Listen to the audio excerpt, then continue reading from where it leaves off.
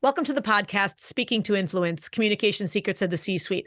I'm Dr. Laura Sokola, your host, founder of Vocal Impact Productions and author of Speaking to Influence, Mastering Your Leadership Voice. My guest today is Melinda Emerson, otherwise known as the Small Biz Lady, America's #1 small business expert and president of the Quintessence Group. Melinda, welcome to the show. Thank you so much for having me, Laura. This is going to be fun. I'm excited to kick off the new year here. And the reason now that we're going in a slightly different direction from normal, as opposed to looking at larger corporate executives or nonprofit leadership. So Melinda and I actually go way back. It took me a little minute to figure out how long it has been. I think it's been 12 or 13 years since I first heard her speak at an entrepreneurship event that I attended in New York. About that long ago, frankly. And I was just launching, and she was already up on the stage as an expert, sharing incredible wisdom with the rest of us about how to build our businesses. But the reason I want her here today is because, frankly, more and more people are going into business for themselves or thinking about going into business for themselves. And I'm not here to tell you how to do that. And if you want to talk to her about how to do that, you're going to contact her afterwards. And at the end of the show, we'll give you contact information about how to do exactly that. But because in doing so, people forget that it's still all about communication. The way that you communicate with your clients, with your investors, with your prospects, with your employees, here's the thought, with your family when you're trying to start in a new business on your own, because they will have no idea what you're doing and you will become a slight crazy person in the process. It's just a little possible. But all this to say that, communication sets the culture of your organization. Whether you are a solopreneur or a team of two or whatever it is, you have to communicate effectively. So Melinda, jump in here. Tell me your thoughts on this for starters, and then give me a little bit about your background so everybody understands why I have brought you in here to help us be better communicators as entrepreneurs or intrapreneurs, for those of you who are in corporate and or regular 9-to-5, not that there's any such thing anymore, but are thinking about being more entrepreneurial within the organization that you're currently in. Melinda, talk to me. Well, gosh, there's a lot of questions in that. I know. I just threw a whole ball of wax there. Go for it. Well, if I were just to describe what my business does, I have basically two businesses. So I have Quintessence Group, which is my marketing consulting firm, and we work with Fortune 500 brands that target small business customers. So I do what's called B to SMB marketing, and we do customer acquisition, customer retention, social media strategy, and we also do influencer marketing programs. And so when you say influence has a lot of meanings. In terms of my other company, Small Biz Lady Enterprises, which people are probably a little bit more familiar with, that's all of my online brand and entities. My blog, Succeed as Your Own Boss, my online school, Small Biz Lady University, and all of the free content that I put out 3-4 days a week, all across the internet as the Small Biz Lady. So any of you that are interested in starting or growing a successful small business, that is under that umbrella. And I'm also the best-selling author of Become Your Own Boss in 12 Months. Yes, definitely a book worth get that one first and start thinking about then if you really do want to head in that direction. So with all this, Melinda, you said to me before, and I just referenced it, that communication sets the culture of an organization. What's one of the things you feel like is one of the biggest pitfalls that people launching new businesses or even contemplating launching new businesses trip over on a communication level? Well, I think part of it has to do with, whether or not they had an opportunity to manage people when they worked in corporate before they started their businesses. Because managing people, if you're not used to managing people, is tough. And what's tough about it is really understanding what your communication style is, but then figuring out what is going to be the best communication style to really get across what you need to get across to each one of your employees. Because just like the book, The 5 Love Languages, you have to figure out what the love language is of your employees, whether that is more responsibility, time off, more money, more visibility. You have to understand what motivates this person so that you know how to communicate with them to get the best results from them. And I think it's the kind of skill that people don't develop until they look around one day and realize they have all this high churn in their business and no one stays. And then all of a sudden they're like, oh, they figure out the problem is them. It's like I have a chapter in my book, Fix Your Business, and I talk about what is it like to work for you? Are you a good boss? Are you a bad boss? Are you the kind of boss where everybody knows what kind of day you're having by how you're talking to everybody? So you really have to understand how your mood and communication style really does set the culture of the day and even the culture of your organization. And in doing this, you mentioned being able to adjust your communication style for different employees. Now, and of course, different coworkers, if you've got a partner, and it's not just for your employees, it's also your vendors, your customers, et cetera. I can imagine that there are people out there who are listening and going, but I don't want to have to talk differently to different people. I mean, this is me. That's why I'm going into business for myself, because I just want to be myself. I don't want to have to answer to anybody else. And I'm this kind of person. I'm this kind of communicator. And if you ask me to do something else, you're asking me to be inauthentic. What's your answer to that? You know what? I will tell you that I used to be that person. I used to be that person that was like, this is my business. They got to learn how to communicate with me. They need to know what my communication style is. And maybe my direct assistant needs to know what my communication style is because she's the one synthesizing information and giving it to me. But I think that that's such a poor leadership position to have, because I think that you want to make sure that people understand what you're saying. And so you do have to understand, it's part of empathy and emotional intelligence to really understand how you can be more effective getting your point across. Because at the end of the day, you want them to do what you need them to do.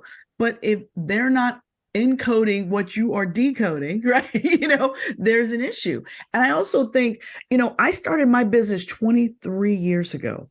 So I was 26 when I started my first business, and I am not the leader that I am not the leader today that I was back then. And I think part of it was because in my business, I realized, because I was so young, that there were so many things that I didn't know. So for at least the first 10 to 12 years I was in business, I took a business plan course. I took a management course. I signed up for Leadership Inc. I went through the Urban League Leadership Institute. So I worked on myself and I learned these skills. And now I am very much a coaching leader, which, by the way, is the type of leader that most employees prefer. But I wasn't. So what does that mean? A coaching leader? Give us a little bit of background on that. What does that mean? I think a coaching leader is somebody who is invested in the employee. That's not just like, you come here 9 to 5 every day, I pay you, you do this. It's somebody that gets really interested in where the employee wants to go long term, even if that's not long term with them. And I do that for my interns. I do that for my employees. I get interested in them and what they're trying to do long term. You want to start a business one day? Okay, well, I expose them to what contracts look like and stuff so that they can just start learning the business aspects of running a business. So for me, I have found that I get a lot more loyalty. I get a lot more self-starting when I empower people by getting interested in them. It's almost like when you go to a networking event, your job is to be more interested than interesting. Interesting. Right? I love that. Say that one more time. You should be more interested than interesting, right? You don't go to a networking event and you're shaking hands with somebody in front of you, but you're looking over their shoulder, seeing who else better you should be talking to. That is crazy. I mean, first of all, when you go to any networking event, you really only have the bandwidth to engage with 5 people in a quality way. And that's what your goal should be. You should show up early, because on time is already late, especially at a networking event, because once the little reception is over, you can only network with the other 8 to 10 people at your table. So you definitely want to make sure you don't miss the cocktail hour. That's the most important. But how you show up to that cocktail hour is just as important. And so, have your cards, be friendly, and be interested in who you're talking to. Even if you know within 2 minutes there's no way they could possibly do business with you, you have no idea who their brother or their cousin is. The referral is just as valuable as actually making them a prospect. Right. And networking is not really about a sale transaction right there in the moment anyway. It's about relationship development, planting seeds, and seeing where things go over time. So anybody who's going to walk in there going, well, if you're not going to buy it from me, then there's no point in me talking to you, so I gotta go, is already heading in the wrong direction. No? 100%. Yeah. But I've seen these, what I call these like drive-by networkers, they come up to you and they give you your card before they even like tell you their name. And then they're like so busy trying to get to the next person. And you're like, okay. I was at a networking breakfast once where, everybody's at round tables and things, and somebody walked past the table, took out a handful of business cards and just dealt them around the table like she was dealing at a poker table, and then walked away. And we all just looked at each other like, did she speak to anyone? Did we really see that? No, didn't say a word, not a word, just dealt out the cards and left. Craziness, right? It's like, what do you remember about that person? Nothing important, so I remember exactly what was important, exactly what I needed to know about them, which is that I will never do business with them. And that card got left right where it landed. File 0, right? Yeah, exactly. So I think those things are important, because at the end of the day, no matter whether you are in business or you work for a corporation, people do business with people that they like, know, and trust. And all of that stems from how you communicate, how you show up. Do you send thank you notes? Like, are you a gracious person? And I think that there's a lot of ways you can connect with people just from being nice. And it's like really simple. I can remember my little son when he went to school. I was like, okay, be friendly. If you want friends, you must be friendly. And it's like, you got to tell adults that sometimes too. Like, hey, if you want potential business, be friendly, be engaging, be interesting, And being friendly doesn't mean you have to be this person's best friend, nor does it mean you have to be nicey. But I don't know, if they're talking to you, I don't make eye contact. Respond to them. Your smile can say hello for you before your mouth does, right? So there's a lot of things that you can do, just to be approachable, right? Yes. Things like that. So again, understanding that there are some people listening who already own small businesses or not so small businesses. There are those who are contemplating, do they hang out their own shingle or not? Is this going to be a part-time or a full-time? At what point do you pull the trigger? And there are those who maybe don't or haven't thought about it necessarily. Maybe they want to be more entrepreneurial within their organization. Talk to me about the mindset of what it means to be a successful entrepreneur, and where maybe some of those internal communications with ourselves. We've got the one voice on this shoulder and the other voice on that shoulder, and we've got the inner critic who's got a voice, and we've got the all sorts of other fears going on. Tell me about some of the internal communications that we need to strengthen in order to be better leaders and business owners. Well, I think, oftentimes when people come and ask me, oh, I'm thinking about starting a business, the first thing that I say to them is that, are you really clear about what you want and why? Because sometimes you might just need to go get another job, right? Mm-hmm. Sometimes you might just have a crummy boss, and entrepreneurship is hard. And I never tell anybody to dive in. Right. Like all these people, fail fast, all this stuff. No, I want you to really have some research and some information so that you can make an informed decision. But it is about, sometimes we find ourselves working on somebody else's agenda, and we're at the bottom of the list on our own agenda. And so sometimes it's about getting clear about how you live versus how you really want to live. And whether it's, more freedom, more control, more wealth, leaving a legacy for your family, you've got to think about what is really important to you. And I think the pandemic did that for a lot of people. The pandemic made people really evaluate Are they on a train going in the right direction? And I think that a lot of people decided that their job was not their purpose and perhaps they needed to find something else. And so we've seen all these nonprofits pop up. We've seen lots of people become entrepreneurs, which I love, of course. But I think sometimes it's about, I always wanted to work in marketing. I'm tired of being an accountant, right? Sometimes it's that. And so trying to figure out how to reinvent oneself, you have to first be able to have an honest conversation with yourself. And then you have to have the mindset for it. And a lot of that has to do with confidence.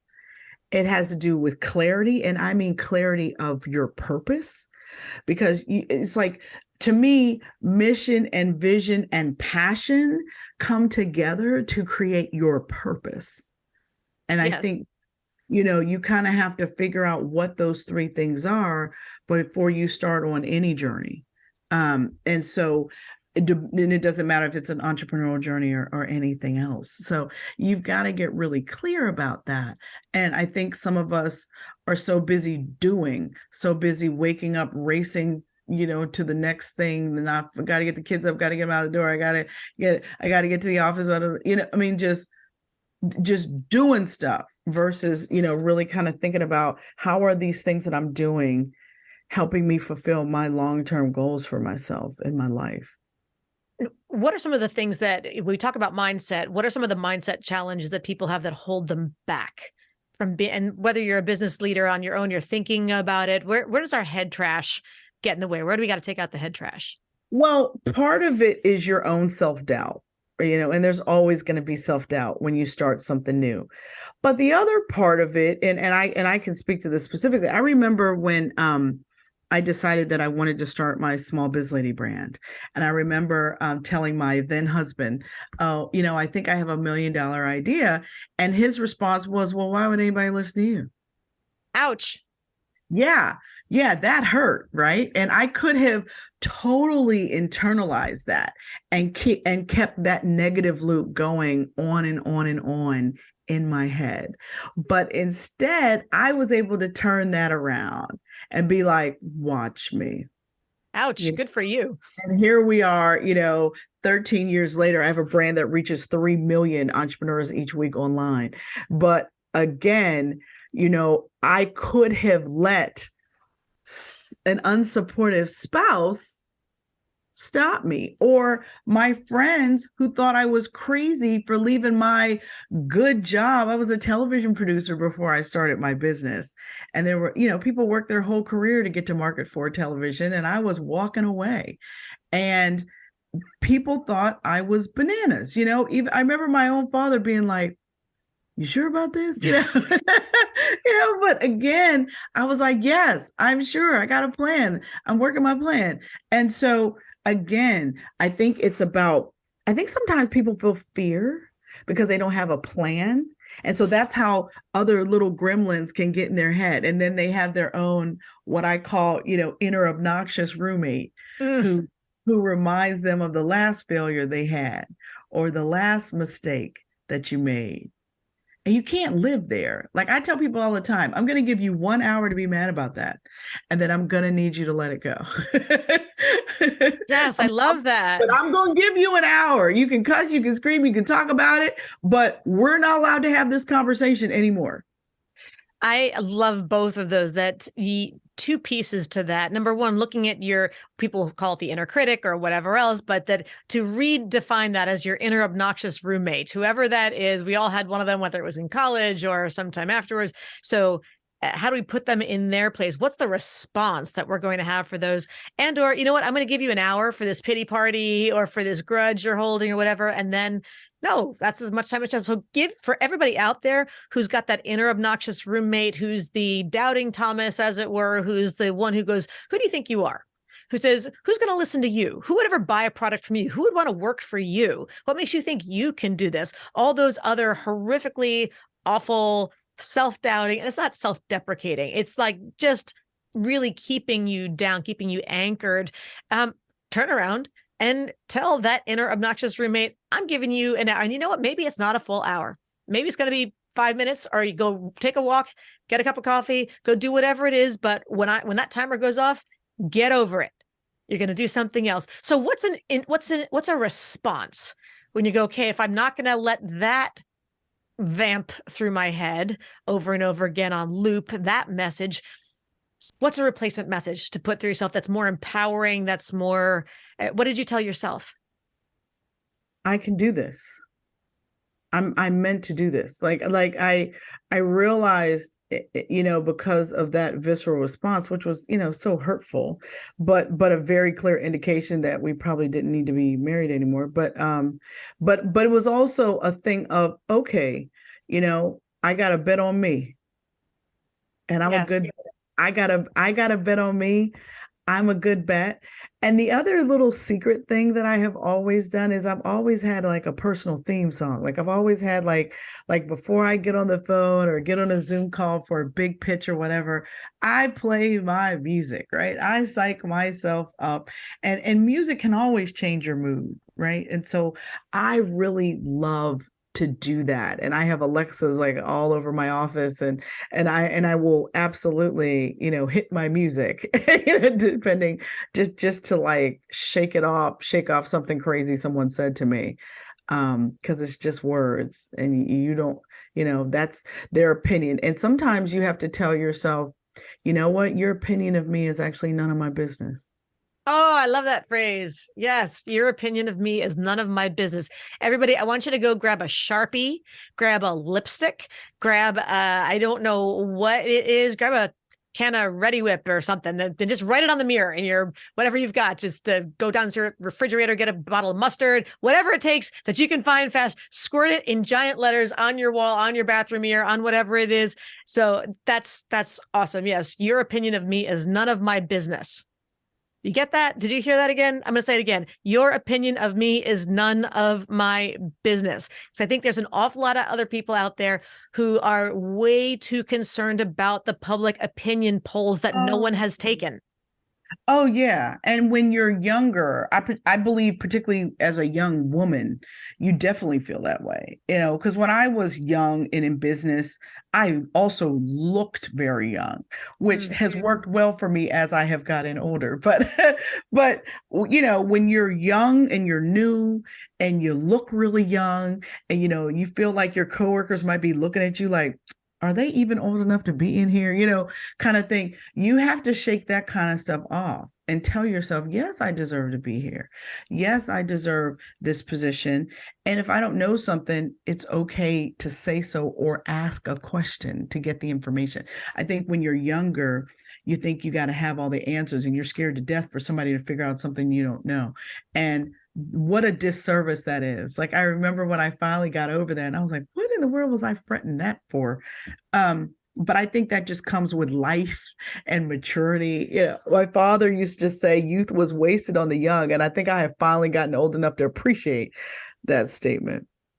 I had a coworker who, in my very, very, very first job out of college, right before I started teaching, that was always his line: was youth is wasted on the young.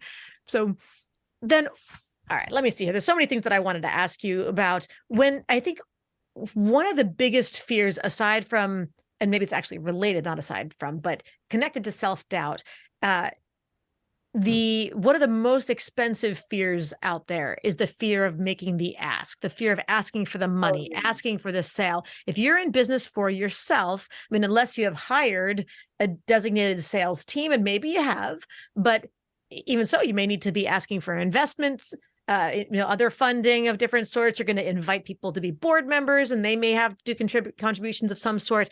The fear of asking for money, the fear of stating your price, the fear of asking for what you're worth. Talk to me about that. How do we get those? How do we remove those blocks? And how do you ask for the money? How do you ask for that sale? Well, the first thing is, it goes back to mindset. You have to get yourself out of thinking, oh, I'm going to make this sale, I got to close this deal. What you've got to do is think about what you're doing for your customer. You're helping them. So if you think about sales as helping, it doesn't feel sleazy. It should not feel uncomfortable to you, because that is what you're doing. Your product or service is actually helping them. So once you have that in your head, it's a lot easier to go forward. But the other thing you have to do is you got to start getting a lot of practice. You got to start having more sales conversations so that it becomes, innate to you. You become a machine. I personally love to sell. It's my favorite thing is closing a deal, but I'm rare, clearly, right? So I also love to stand up in front of people and talk, right? Which is something other people despise doing. But for me, it's about the sale, the kill, but it's about, look, I provide an amazing service for my clients. I help them accomplish their goals, build their brands, build a loyal following with small business customers. So, and I'm good at what I do. And I tell myself that before I go and pitch my business. Yeah, remind yourselves that everybody out there, whether you are owning a business or thinking about it or not, frankly, you can be the head of marketing, you can be the SVP of finance someplace, or you can be an intern in the mailroom, whatever it is. Remind yourself, I'm good at my job. That's why I'm here. That's why I'm doing what I want. I'm good at my job. Sometimes we actually need to remind ourselves that actively. Oh, right. I am. And even especially when somebody else gives you a hard time on something else, it can really erode your self-esteem quickly. Well, sometimes you have to look at your own receipts. Sometimes you need to go Google yourself and remind yourself who you are and how the world views you. And how do people, so when you say Google your own receipts, I think there are people who may or may not know what this means. Give them clear, what does that mean for them? A lot of us that have been in business for a while, that have accomplished things, it's all over the internet. Google yourself so you just see what all of the amazing things that you've done. Sometimes we've done so much, we forgot about stuff we've done. And so I think it's important for us to count up our receipts. And that, by that, I mean all of our accomplishments, the things that we've done, frankly, even the things we've survived. Yes. It's not always about like this personal highlight reel we have. Sometimes it's about, I am a woman, and when I got started, there was nobody in this department that was a woman but me. And now there's how many other women here, but all of the things you went through to get to that vice presidency. Yep. I think it's important to count the cost of that. I agree. And now that may not be something that you come across when you're Googling yourself per se. That may not be there in black and white, but I think it's super important to remind yourself what you have been scrappy enough, been tenacious enough, been resourceful enough, been creative enough to overcome. I mean, I've had people say, what are some of your greatest accomplishments? What are you most proud of? And, one of the things is just, okay, I finished 7 years worth of grad school at an Ivy League institution and finished without debt. Finishing it is not the point. Finishing it without a mortgage worth of debt attached to it, I'm far more proud of, frankly. That's the accomplishment, that I survived it. And I'm not going to be paying the mortgage with my teeth for the rest of my life. So what have you accomplished? What have you managed to just endure and come out on the other side of stronger for it? Yes. Yeah, I mean, definitely. I think those things are really, really important for us to count up the cost. What did we pay to get where we are? I think those are things worth thinking about. And I'm a big fan of journaling. I'm a big fan of writing stuff down and thinking through, okay, this is what I thought was going to happen. This is what did happen, what I learned from it, and then keep it moving. I'm a big fan of that too. Yes, I think journaling can teach you an awful lot. And it's a good place to vent. If you need to give yourself that hour to sit there in your snit and have your little pity party or whatever it is, and you gave yourself a deadline, get out of it in an hour, data dump it in the journal. That can be cathartic in its own way, and then move on from there, whether it's 2 thumbs or a piece of paper, and a pen, whatever it is, that to get it out of your system in some sort of healthier way. I was thinking you mentioned earlier the importance of not thinking of it as selling and thinking of it as helping. I think we can even take it a step further and say, if you believe that your product or service is actually in that person's best interest, that you are helping them, you're there in service. And to not offer this, to not provide them with the opportunity to have their life improved by using this product or service, by engaging with you, that you are doing them a disservice. You're allowing them to be in a state of discomfort, of frustration, of lack of satisfaction, lack of health, lack of emotional wellness. It's doing them a disservice to not offer them the opportunity to be happier and more successful. So think about that. I love it. I love it. I think you're right. If you think about it, like you're doing them a disservice not to tell them. That's great. And also, too, sometimes when you get to know a customer, you might realize that your solution isn't the right solution for them, and be honest enough to say that. Yes. Yes. I mean, I've gotten asked at times if I do things like crisis communications. And no, I mean, if you need to talk to somebody in the next 20 minutes, I can give you some advice about whatever. But if you are doing a BP oil spill kind of a situation, or there's a massive cybersecurity breach and you got to answer to I can help you with certain things, but I know somebody who's the king of that. And I'm going to have them on speed dial and help you find the person who's going to make sure that you come out safest in the end of this. I know where my limits are. I know where I can best serve you. And I know where there's someone who can serve you better. And my job in best service and greatest service to you is to help you find that other person sometimes. Definitely. So lastly, I think we talked a little bit earlier about, before we got on this call, about delegation. And delegation, the communication through delegation is super important. Now, of course, some people just don't want to delegate, and that's a whole other control freak issue where if you don't want to delegate anything, yeah, you're just going to be working harder for yourself than you were for anybody else. But for those who do want to delegate responsibility, want to build their teams, how do they do that? Where does communication come into effective delegation? Well, the first thing you have to do is really do a good catalog of all of the things that you do, and then figure out what is the difference, what I call between queen bee work and worker bee work, like work someone else could do so that you could free up more of your time to do queen bee work. And so I think that it starts with that, the list, right? What can you delegate? And then being really good about documenting whatever it is, and then sitting down with the person that you want to delegate to. I talked to a friend of mine, and she told me that when her business turned 20, she took 3 months off from her business. And in order for her to do that, she had to plan and delegate for 6 months before she could leave for 3 months. Wow.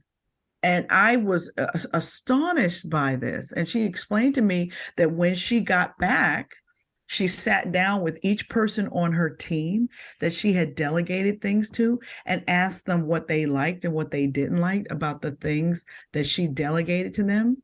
And when she got back, a lot of them didn't give those tasks back to her. So her job actually became smaller because she empowered 6 to 7 people around her to take different pieces of her job. And as it turns out, they were better at some of these pieces than she was. And so now to go away from your business for 3 months and be like, no one called me, that is like a really brave thing to do. But she was able to delegate so that she could do it. And then she had the sense of mind to do a postmortem with everyone and say, well, how did things go? What was hard? Did you run into any snags? Tell me about it. And do you want to give this task back to me? And they were like, no, I actually enjoy it. I want to keep it. Nice. And that is, I can imagine the amount of trust that she had built over time with them to know that they were competent from a skill level, but also they were good enough to communicate that they'd be able to tell her if there was a problem and they'd be able to solve the problem if there had been one. That's incredible trust, the loyalty, and the culture that she would have had to establish with them and for them to enable them to succeed and her to step out and know that they can still run the show. I think that's the exit strategy, right? It was her exit strategy, because she actually ended up selling her business 3 years later. And 2 of the people that she had delegated a lot of her job to now run the business. She sold her business to her employees. And so I think that there's a lot to be gained from looking at what you do as the head or as the leader, and looking at what you can offshoot to some other people, A, to give them more experience, and B, to get some stuff off your plate. Oh my goodness, we have covered an awful lot in a very short period of time. And I'm guessing that just about everybody out there listening is going, but I want to go back to this topic. Go help me out with this issue. So Melinda, How can people learn more if they really want to deep dive into more of this topic, either because they already own a business, they are planning their exit in order to be able to start a business, or they are maybe not, but they still want to know how these principles can help them be more effective, more creative, more satisfied, more successful in their current jobs? How can they learn more? Well, first of all, my name is Melinda Emerson. Please connect to me on LinkedIn. Everywhere else online, I am the small biz lady, and that's BIZ lady. So connect with me online. And my website is succeedasYourOwnBoss.com. And start with my book, Become Your Own Boss in 12 Months. Oh my goodness. You guys, everybody, you've don't run your car off the road trying to write all that stuff down. We will put it in the show notes. So come back when your car has stopped moving, or when you're not walking the dog anymore, or wherever you happen to be, jot it all down. It's all in the notes, so you get all of those links correct. Absolutely read her book. Absolutely check out her writings and follow on LinkedIn. I love reading everything that she writes. So Melinda, thank you so much for joining me today. I had a blast and I learned a ton. Oh, Laura, thank you so much for having me. And to everybody out there, thank you again for joining us. And if this is your first time joining, Happy New Year. And of course, be sure to subscribe so that you never miss an episode moving forward. Don't forget to give us a 5-star rating on Apple Podcasts, iTunes, Spotify, Stitcher, Castbox, and all the other usual suspects, so that we can help even more people to increase their confidence, presence, and influence. And of course, if you want to download my free equipment guide recommendations for virtual influence, including my picks for microphones, lights, and more, go to speakingtoinfluence.com. I'm Dr. Laura Sicola, and you're listening to Speaking to Influence, Communication Secrets of the C-Suite. Hi, everyone. This is Dr. Laura Sicola, and I want to sincerely thank you for listening to the Speaking to Influence podcast. If you love listening to these episodes as much as I love bringing them to you, be sure to subscribe so you never miss an episode. And please go to iTunes right now to rate and review our podcast in order to help us expand our reach so even more people can master the 3 C's to command the room, connect with the audience, and close the deal. Thanks for listening to Speaking to Influence, Communication Secrets of the C-Suite, the show for leaders who want to speak with impact. The hosts, producers, owners, and media distributors of the show make no guarantees that the strategies and information discussed will result in profit or other success, and may result in losses. The opinions and statements of the hosts and guests do not necessarily reflect the opinions of the owners, staff, managers, broadcasters, or sponsors of the show. No medical or psychological therapy or personal or professional wellness or relationship advice is offered in the show. You are advised to seek counsel on matters related to your health, family, relationships, job, or other business and legal matters from licensed advisors in those areas prior to making any changes in business or lifestyle. No information provided may be suitable in your situation. As always, take responsibility for the decisions and actions you take, including the reactions they may make in your work, family, health, and life.